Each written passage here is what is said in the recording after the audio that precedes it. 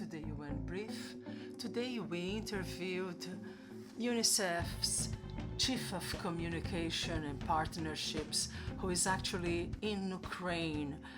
He spoke about the situation there and how UNICEF is helping out mothers and children and families that are displaced by the ongoing war.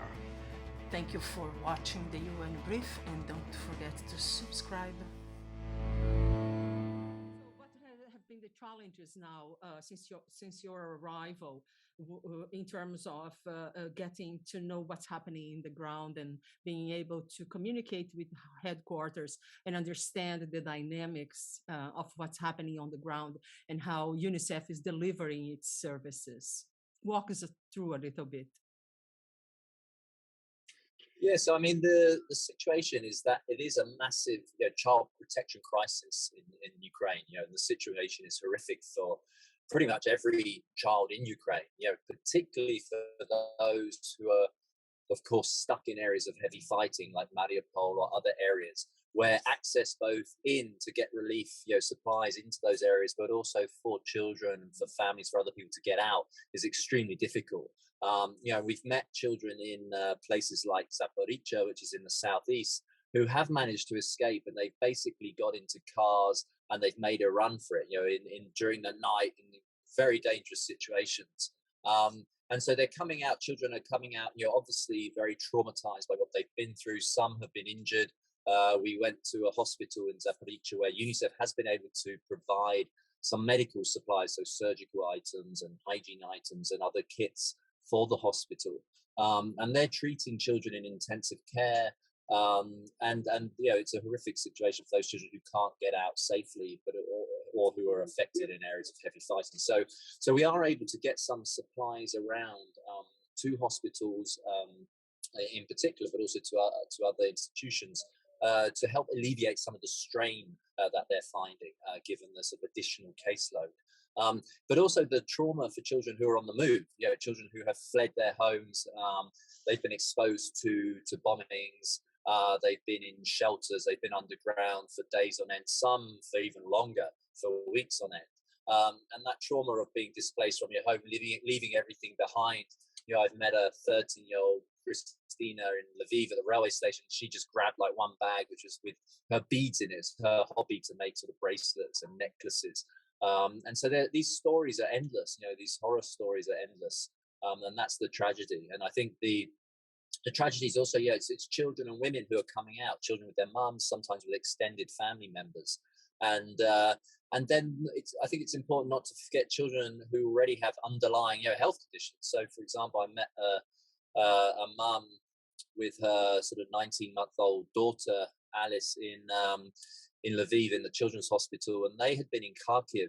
They'd been underground in the metro station for 32 days after their apartment was bombed 3 times. So it was completely destroyed. So they hid in the metro station for 32 days before she decided they had to leave because her daughter wasn't well.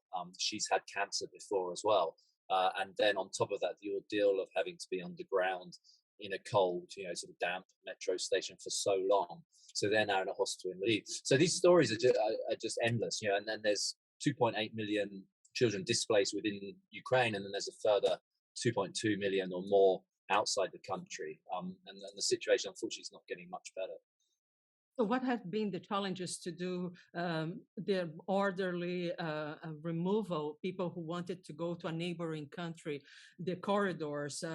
Was security an issue? Because we heard through media reports that there were issues there too. There were promises that the corridors would be established and safety measures would be in place, but in the end they weren't, or people were being harassed and being obliged to give up their cell phones or delete the contents of their cell phones at the checkpoints, so-called checkpoints that the Russian forces were doing during these corridors. Do you have any updates for us regarding that?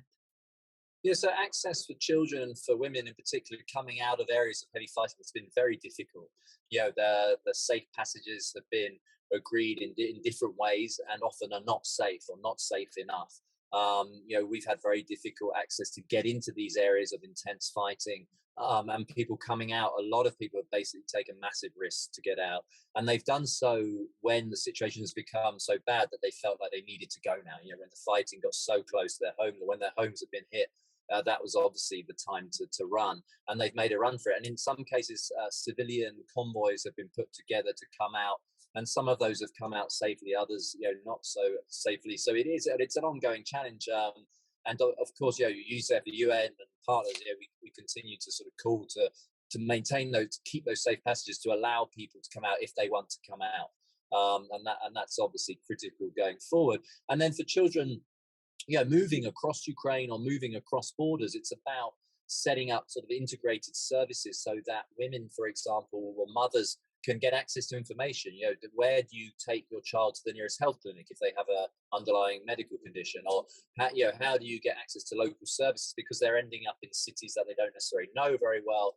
And then also those who are traveling across borders need that information at border posts. So we've set up these blue dot spaces or hubs, which are like one-stop shops really, to get information, to get some child protection support and psychosocial support, and even just some light relief, some games, and a place for children to play a little bit. So tell us more about the blue dots, what they are like. Is this the first time you're trying something else, or something like that? Or that's some standard operating procedure sort of that you come after, in the aftermath of extreme weather events such as tsunamis, or post-conflict or during conflict, the blue dots?